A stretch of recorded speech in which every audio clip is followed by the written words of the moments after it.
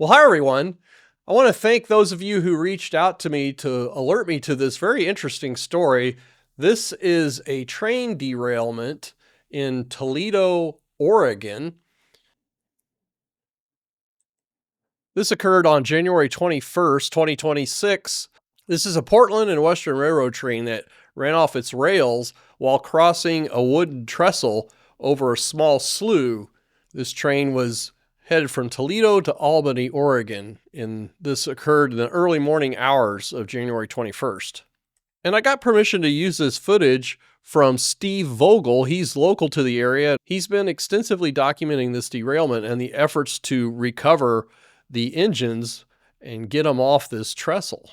Fortunately, the train engines did not end up in the slough, but they're very precariously balanced on the bridge. So let's just show you where this is located. As I mentioned, it's in the town of Toledo, Oregon, very close to the Oregon coast. You can see the Georgia Pacific paper mill here, and here's the location of the bridge where it crosses the slough. Close-up view of the bridge. Let's put this overall area into context as we zoom out. So this is the immediate aftermath of this derailment. It looks like there's some perhaps diesel fuel that spilled into this slough. They've got booms in place to prevent further migration of that oil. Quite a scary situation. And you can see recovery crews have already moved in and started installing a work trestle. You can see the crane setting on top right here, and they're continuing to build it out into the slough. No doubt getting this work trestle in place so that they can stage cranes and other equipment to get these train engines back on the track after the track's been repaired. So this is a typical diesel electric train locomotive. They weigh in excess of 200 tons, so over 400,000 pounds. Here's a GE diesel electric engine, and the weight, as I mentioned, ranges from around 420 to 430,000 pounds. So additional footage from Steve Vogel. You can see them driving what appear to be steel pipe pile that will support the new piers for this work trestle. Now here's an image of a recovery done by another company, and you can see they've got two large cranes in position, and this lift was for a train engine that was going into a museum. And this was done by a company called Maximcrane Works, and in that lift they used two 500-ton cranes. And they split the lift into two components, the boiler and the chassis. So 180,000 pound boiler and a 320,000 pound chassis. So the company that's reportedly been called out for this recovery is Rick Franklin Corporation. And I'm impressed with the progress that they're making here at this recovery site. Fortunately, we're not in the days of steam locomotives in terms of ever having to recover an engine and put it back on the track. This is a picture of Union Pacific's Big Boy 4012. It's a picture from 1941. This train engine weighs over 600 tons, so 1.2 million pounds. That's a big engine. But this is no cakewalk. Here's some of Steve Vogel's footage here that the Oregonian used in a posting that they made on YouTube. So this is the day of the derailment.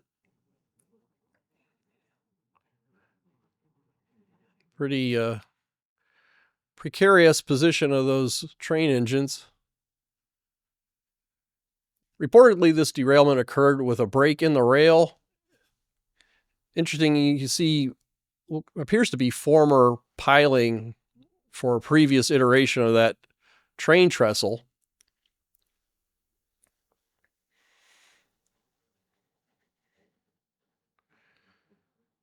And there have been a number of trains that have collapsed on these train trestles, or these types of train trestles, throughout the country. So this is the day after the derailment.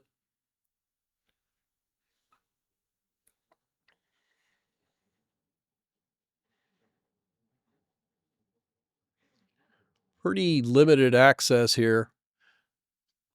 So you can see they're bringing in material to create an abutment for their new work trestle. You can see the dozers here. They've secured lines to the uphill side of the train engines to keep them from moving any further while they go about their recovery efforts here.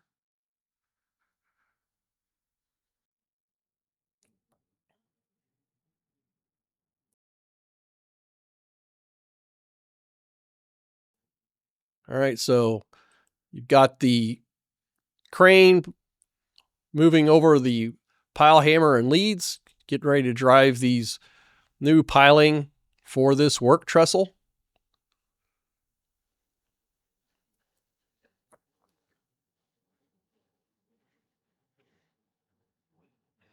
So this is only 4 days after the train derailment.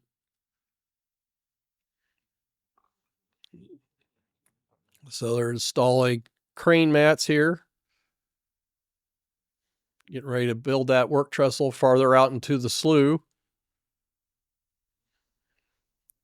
So this is 6 days after the derailment, just showing you just how many cars were being pulled with these engines. So they're making really good progress on this work trestle. So they're driving steel pipe pile, then they have steel girders, and they're using wood crane mats.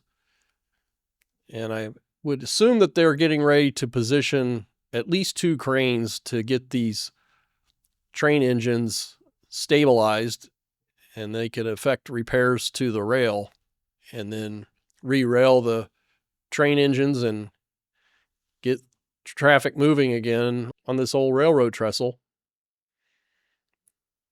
But very impressive what this company's been able to do in just a short period of time. It sure would be nice if highway bridges could be replaced in an emergency basis like this. So very, very interesting situation here. I suspect it'll be another week or so before they attempt to move any of those train engines.